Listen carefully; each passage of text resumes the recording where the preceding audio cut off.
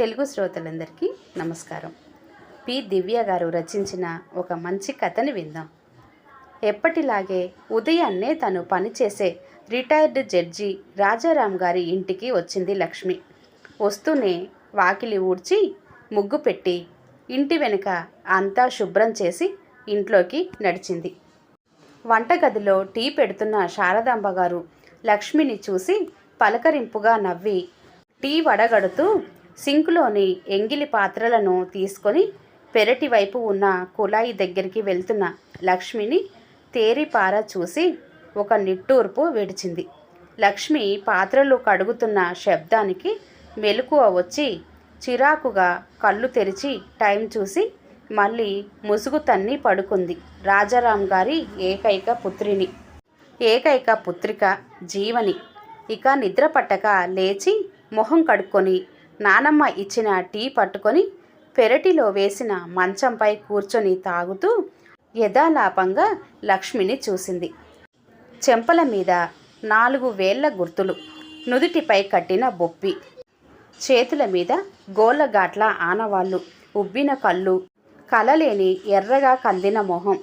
రోజు గలగలమంటూ మాట కలిపి తనకు తెలిసిన విషయాలు చెప్పి తెలియనివి తెలుసుకొని గాని వదలని లక్ష్మి ఈరోజు అంత మౌనంగా ఉండటానికి కారణం తెలిసి తను మౌనం వహించింది. జీవని, నేను ఇక్కడికి వచ్చిన ఈ 2 వారాల్లో ఇది 10వసారేమో అని నిట్టూర్చింది. లక్ష్మి ఇంట్లో పనంతా ముగించుకొని సాయంత్రం రాలేనని వెళ్ళిపోయింది ఇంకో ఇంట్లో పని చేయడానికి. లక్ష్మి వెళ్ళాక ఇంట్లోకి వెళ్ళి కూరగాయలు తరుగుతున్న నానమ్మని ఉద్దేశించి, ఏంటమ్మా ఇది, ఈ లక్ష్మికి బుద్ధి లేదా? ఎందుకు ఆ వెంకట్తో ఇలా తన్నులు తినటం? నువ్వైనా చెప్పొచ్చు కదమ్మా అంది. చెప్పానే, పోలీసులకు చెప్పవే, కనీసం అదిలిస్తారు అంటే వినదు. మొన్న మీ తాతగారు దాన్ని కూర్చోబెట్టి విడాకులు తీసుకోవే, రోజు వాడి చేతిలో దెబ్బలు తిని చచ్చేలా ఉన్నావు అంటే విని ఊరుకుందే గాని ఏం మాట్లాడలేదు. ఇంకా మేమేం చేయం చెప్పు. లక్ష్మి మీద కోపం కూరగాయల మీద చూపిస్తుంది శారదాంబ. దానికి పిచ్చి బాగా ముదిరిపోయింది. ఆ వెంకట్తో ఏం సుఖపడుతుంది? ఏం ఉపయోగం వాడు దానికి? దాని కష్టం కూడా వాడే లాక్కెళ్ళిపోతాడు. దాన్ని కనీసం ఒక మనిషిలా కూడా చూడడు. విడాకులు తీసుకుంటే దాని బ్రతుకు అది బ్రతకొచ్చు హాయిగా అంటూ డైనింగ్ టేబుల్ ముందు కూర్చుంది జీవని. నానానికి ఒక్కవైపు మాత్రమే చూడకూడదే. వెంకట్ లక్ష్మికి స్వయాన మేనమామ కొడుకు. చిన్నతనం నుండి వాడే నీ మొగుడు అని చెప్తూ పెంచారు పెద్దవాళ్ళు. అది కూడా బావే నా మొగుడని కలలు కంటూ పెరిగింది. ఒక వయసు వచ్చాక బావని చేసుకుంటా అంటే 1 ఎకరం భూమి కూడా లేనోడిని చేసుకొని ఏం సుఖపడతావు అని పెద్దలు ససేమిరా అన్నా అందరినీ ఒప్పించి వాడిని పెళ్లి చేసుకుంది. మొదట్లో ఇద్దరు అన్యోన్యంగా బానే ఉన్నారు. 1 సంవత్సరంగా వెంకట్లో చాలా మార్పు వచ్చింది. తాగుడికి అలవాటు పడ్డాడు. లక్ష్మిని తిట్టడం కొట్టడం చేస్తున్నాడు. దాన్ని ఒకప్పుడు ఎంత అపురూపంగా చూసుకున్నాడో ఇప్పుడంత నరకం చూపిస్తున్నాడు. వాడేం చేసినా అది మాత్రం వాడి మీద మాట పడనీయదు. ఎవరైనా వాడిని ప్రశ్నిస్తే మా సంసారం మా ఇష్టం అని ఖరాఖండిగా చెప్తుంది. అదే నానమ్మ, ఎందుకలా? ఎందుకని వాడి తప్పుల్ని కప్పిపుచ్చేస్తుందది? వాడి మీద లక్ష్మి పెంచుకున్న ప్రేమే అది. ప్రేమిస్తున్నప్పుడు ఆ మనిషిలోని మంచిని మాత్రమే చూస్తాం. ఒక్కసారి ఆ మనిషి మన సొంతం అయ్యాక వారిలోని తప్పులు ఎంచుతాం. అప్పుడు అది ప్రేమ ఎలా అవుతుందే? లక్ష్మి వాడిలోని మంచిని మాత్రమే కాదు, చెడుని కూడా ప్రేమించింది. అందుకే వాడు ఎంత ఇబ్బంది పెడుతున్నా అందరూ వదిలే అంటున్నా వినడం లేదు. చూద్దాం ఇది ఎంత దూరం పోతుందో అని కూరగాయలు తీసుకొని వంటింట్లోకి వెళ్ళింది శారదాంబ. మధ్యాహ్నం భోజనం చేసి రిలాక్స్ అయిన జీవని ఇక కాసేపు కునికేద్దాం అనుకొని కళ్ళు మూసుకుందో లేదో దబ దబమని ముఖద్వారం కొడుతున్న శబ్దానికి ఎవరది, తలుపు పగలగొట్టేస్తారా ఏంటి అనుకుంటూ బయటికొచ్చింది. రొప్పుతూ వచ్చిన పాలేరు శారదాంబ గారికి ఏదో చెప్తున్నాడు. ఆవిడ విని సరే అని అతన్ని పంపించి వచ్చి కింద కూలబడి కొయ్య స్తంభానికి ఆనుకొని కూర్చుంది. ఆవిడ దీన వదనం చూసి ఏమైందో ఏంటో అన్న కంగారుతో వడివడిగా ఆవిడని చేరి ఏమైంది నాన్నమ్మ అడిగింది ఆవిడ భుజం మీద చెయ్యేసి. వెంకట్ పురుగుల మందు తాగేశాడటే, కష్టం అంటున్నారట అంది శారదాంబ ఆ షాక్ నుండి తేరుకుంటూ ఎలాగో గొంతు పెగుల్చుకొని. అది వింటూనే జీవని మనసు అదోలా అయిపోయింది. ఏం మాట్లాడలేక నానమ్మ పక్కన కూర్చొని ఆవిడ చేయి పట్టుకుంది. ఏం కాదులే, కంగారు పడకు అని ధైర్యం చెప్తున్నట్టు. ఉదయం నేనో మాట అన్నాను కదే జీవా, నానానికి ఒకవైపు మాత్రమే చూడకూడదని. అది వెంకట్ విషయంలో నిజమైందే. లక్ష్మిని ఎంతో ప్రేమగా చూసుకున్నవాడు ఇప్పుడెందుకు అలా ప్రవర్తించేవాడో తెలుసా అంటూ జీవనిని చూసి ఆగింది. ఆమె మొహంలో ఎందుకో తెలుసుకోవాలన్న ఆతృత కనిపించింది. పెళ్ళై 2 ఏళ్ళు గడిచినా ఇంకా పిల్లలు కలగలేదని. డాక్టర్ దగ్గరికి వెళ్తే వెంకట్కి పిల్లలు పుట్టే అవకాశం లేదని చెప్పారంట. తన వల్ల లక్ష్మి జీవితం పాడవటం ఇష్టం లేక తనని వదిలేయమని, ఇంకో పెళ్లి చేసుకొని పిల్ల పాపలతో సుఖంగా ఉండమని దాంతో చెప్పాడట. కానీ అది వెంకటిని వదులుకోవడానికి సిద్ధపడలేదు. వాడు నచ్చజెప్పాడు. రేపు తన పరిస్థితిని వివరించాడు. అయినా అది ససేమిరా అందట. లక్ష్మి మాట వినటం లేదని తనను తాను దిగజార్చుకున్నాడు. దానికి ఇష్టం లేదని మానేసిన మందుని మళ్ళీ తాగటం మొదలుపెట్టాడు. చీటికి మాటికి దానితో గొడవ పడటం, తిట్టడం, కొట్టడం చేసినా అది మాత్రం వాడి మాట వినలేదు. అందరూ వాడిని తప్పు పడుతున్నా ఒక్క మాట కూడా ఎందుకు అని చెప్పలేదు. చెప్తే నలుగురు వాడి లోపాన్ని ఎత్తిచూపి చులకన చేసి పరువు తీస్తారని. లక్ష్మిది స్వచ్ఛమైన ప్రేమ. వెంకట్లోని లోపాన్ని కూడా అది ప్రేమించింది. ఆ పిచ్చిదాని కోసమైనా వాడికేం కాకూడదు. భగవంతుడా, వాడిని నువ్వే కాపాడాలి అని దేవుడిని వేడుకుంటూ లేచి పూజ గదిలోకి వెళ్ళింది శారదాంబ. జీవని కూడా నెమ్మదిగా తన గదికి చేరి గడియ పెట్టి మంచంపై వాలింది. లక్ష్మిది స్వచ్ఛమైన ప్రేమ. వెంకట్లోని లోపాన్ని కూడా అది ప్రేమించింది. శారదాంబ అన్న ఆ మాటలు పదే పదే గుర్తుకొస్తూ జీవనిని ఉక్కిరి బిక్కిరి చేస్తున్నాయి. లక్ష్మిని తలుచుకుంటుంటే ఎవరో తనని చాచిపెట్టి కొట్టినట్టు, తన మూర్ఖత్వాన్ని వేలెత్తి చూపిస్తున్నట్టు అనిపిస్తుంది ఆమెకు. లక్ష్మికి పెళ్లి జరిగిన ఏడాదే జీవనికి పెళ్లి జరిగింది. తను పనిచేస్తున్న ఆఫీస్లోనే తన సహోద్యోగి రాజీవ్ని చూసి ఇష్టపడి అతను తనని ప్రేమిస్తున్నానని తెలుసుకొని ఇరు కుటుంబాలను ఒప్పించి పెళ్లి చేసుకున్నారు. రాజీవ్ ఎంత మెతక మనిషో జీవని అంత చురుకైనది. ప్రతి విషయంలోనూ తనదే పై చేయి కావాలి అనుకునే మనస్తత్వం. మొదట్లో రాజీవ్ మాట జవదాటేది కాదు. మెల్లగా అతని సౌమ్యమైన మెతక వైఖరిని ఆసరాగా తీసుకొని తను ఆడిందే ఆట, పాడిందే పాటగా మార్చుకుంది. మొదట్లో ఇలా చేస్తే ఎలా ఉంటుంది అని సలహా అడిగేది. ఆ తర్వాత ఇలా చేద్దామా అనేది. ఇంకొన్నాళ్ళకి ఇలా చెయ్యి అని శాసించటం మొదలుపెట్టింది. జీవని ఏం చెప్పినా ఏం అడిగినా కాదనేవాడు కాదు రాజీవ్.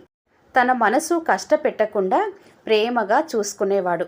కానీ జీవని చీటికి మాటికి చిన్న విషయానికి కూడా రాజీవ్తో గొడవ పడటం, తన స్నేహితురాళ్ల ముందు అతన్ని చులకన చేయటం, తాను ముందుకు అడుగు వేయకపోతే తమ ప్రేమ విషయం ఇంట్లో చెప్పే ధైర్యం అతనికి లేదని హేళన చేసి నలుగురి ముందు అతన్ని తక్కువ చేసేది. జీవని మనస్తత్వం పూర్తిగా అర్థమైన రాజీవ్ ఆమె మాటలను ఏనాడు పట్టించుకోలేదు. అతని తల్లిదండ్రులు భార్యని అదుపులో పెట్టుకో అని సలహా ఇచ్చినా తనని శాసించటం కాదు, ప్రేమగా లాలించి దారికి తెచ్చుకోవాలని అనుకునేవాడు. అటు అతని తల్లిదండ్రుల ముందు తనని తక్కువ చేయకుండా వాళ్ళకి సర్ది చెప్తూ, ఇటు ఆమె ఇంట్లోనూ ఆమె గురించి ఎటువంటి ఫిర్యాదు చేసేవాడు కాదు రాజీవ్. జీవని ఎలా ఉన్నా ఏం చేసినా కాదనని ప్రశ్నించని రాజీవ్ తమ రెండో పెళ్లి రోజున ఇక పిల్లల గురించి ఆలోచిద్దామని మొదటిసారి తన మనసులో కోరికని బయటపెట్టాడు. అతని కోరికలో న్యాయమున్నా అది జీవనికి రుచించలేదు. ఇప్పుడే కాదు, ఇంకో 2 ఏళ్ళు పోని అంటూ అతని ఆశ మీద నీళ్లు జల్లేసింది. కారణం, తన స్నేహితురాళ్లకు పిల్లలు లేరు. తను కంటే వాళ్ళు తనని ఆట పట్టిస్తారని, ముఖ్యంగా తన అందం తగ్గిపోతుందని. రాజీవ్ ఎంతగా బ్రతిమాలినా ఆమె తన మంకుపట్టు వీడలేదు. ఈసారి రాజీవ్ సహనం కూడా నశించింది. జీవనితో వాదనకు దిగాడు. జీవని దిగిరాకపోగా అతనితో గొడవపడి తన మాటని లక్ష్య పెట్టడం లేదని, తన మీద ప్రేమ తగ్గిందని అలిగి పుట్టింటికి చేరింది. అక్కడికి వచ్చి తనని విసిగిస్తున్నాడని జాబ్కి లాంగ్ లీవ్ పెట్టి 2 వారాల క్రితం తాతగారి ఊరు వచ్చింది. ఫోన్ స్విచ్ ఆఫ్ చేసింది. రాజీవ్ నుండి కాల్ వస్తుందేమో అని. తనకు లక్ష్మికి ఎంత తేడా! పల్లెటూరులో పుట్టి పెద్దగా చదువుకొని లక్ష్మి ఎంత ఉన్నతంగా ఆలోచించింది. తను ప్రేమించి పెళ్లి చేసుకున్న వ్యక్తిని ఎవరూ చులకన చేయకూడదని, అతనిలోని లోపాన్ని ఏనాడు గుర్తు చేయకుండా ఎంత కష్టమైనా అతనితోనే జీవితం అనుకుంది తను. కానీ తాను సిటీలో పుట్టి పెరిగి పెద్ద చదువులు చదివి ఉద్యోగం చేసుకుంటూ సంస్కారం లేకుండా తన భర్త పట్ల ఎంత అమానుషంగా ప్రవర్తించింది. రాజీవ్ని ప్రేమిస్తున్న రోజుల్లో ఎప్పుడైనా అతను తనతో మాట్లాడినా, కనీసం చూసినా ఎంతో పొంగిపోయేది. కొన్నాళ్ళకి అతను తనని ఇష్టపడుతున్నాడని తెలిసి తన అదృష్టానికి మురిసిపోయింది. ఇద్దరికీ పెళ్లి జరిగిన తర్వాత రాజీవ్ తననెంత బాగా చూసుకున్నాడు. తనేం చెప్పినా తూచా తప్పకుండా పాటించేవాడు. అది అతను తన మీద పెంచుకున్న ప్రేమ. కానీ తను అతని ప్రేమని చేతగానితనంగా భావించి తన ఇష్టారాజ్యం చేసుకుంది. ఏ రోజు తనని పల్లెత్తు మాట అనని భర్త మొదటిసారి గొడవ పడ్డాడంటే అది తన మీద ప్రేమ తగ్గి కాదు, పిల్లలు కావాలనే ఆశతో. అతని మనసు తను అర్థం చేసుకోలేదు. ఎప్పుడూ తన కోసమే ఆలోచించే భర్తని బాధ పెట్టింది. ఒక్కరోజు కూడా తనతో మాట్లాడకుండా ఉండలేని రాజీవ్ పట్ల ఇన్ని రోజులు తాను ఎంత నిర్దయగా ప్రవర్తించిందో తలుచుకుంటే తన మీద తనకే అసహ్యం వేస్తుంది. ఇక ఒక్క క్షణం కూడా ఆలస్యం చేయదలుచుకోలేదు జీవని. వెంటనే ఫోన్ స్విచ్ ఆన్ చేసింది. రాజీవ్ నుండి 100కు పైగా మిస్డ్ కాల్స్. కళ్ళల్లో నిండిన నీళ్లు. చిత్రం కనిపించనీయకుండా చేస్తున్న వణుకుతున్న చేతి వేళ్లను అదుపు చేస్తూ రాజీవ్కి కాల్ చేసింది. మొదటి రింగుకే లిఫ్ట్ చేశాడు అతను. జీవా, ఎలా ఉన్నావురా? ఆతృతగా పలికిన అతని స్వరం వింటూనే సిగ్గుతో చచ్చిపోయింది జీవని. ఎప్పుడు దెప్పి పొడవడానికి, నిష్ఠూరమాడటానికి, గొడవ పడటానికి వచ్చిన నోరు ఇప్పుడు పలకలేక మూగబోయింది. ఏంట్రా, నా మీద ఇంకా కోపం పోలేదా? జీవా, ఇంకెప్పుడు నీతో గొడవ పడను, నీ ఇష్టం వచ్చినప్పుడు అంటున్న అతని మాటకు అడ్డుపడుతూ, సారీ రాజీవ్, నిన్ను చాలా బాధ పెట్టాను కదా అంది ఏడుస్తూ. చచ్చా, మనలో మనకు సారీలేంట్రా.